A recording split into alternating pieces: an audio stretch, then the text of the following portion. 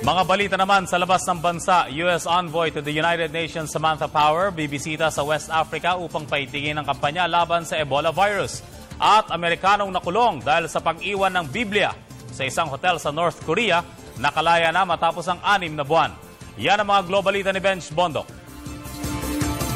Sa gitna ng mga panawagan sa Amerika na ipagbawal pansamantala ang pagbiyahe patungong West Africa, bibisita sa rehiyon ng envoy ng bansa sa United Nations na si Samantha Power. Nakatakdang dumating ngayong linggo sa Kapitolyo ng Guinea na Conakry si Power upang umayuda sa mga hakbang kaugnay sa pagsugpo ng Ebola virus. Magtutungo si Power sa mga Ebola Coordination Center sa rehiyon upang makipagpulong sa mga tauhan ng UN at sa mga miyembro ng US Defense Department at Center for Disease Control and Prevention. Patuloy ring nananawagan ng US Envoy para sa pinaigting na suporta ng international community laban sa pagkalat ng nakamamatay na sakit kung saan sa isang talumpati, pinuri niya ang Cuba dahil sa pagpapadala ng higit 100 doktor sa Sierra Leone.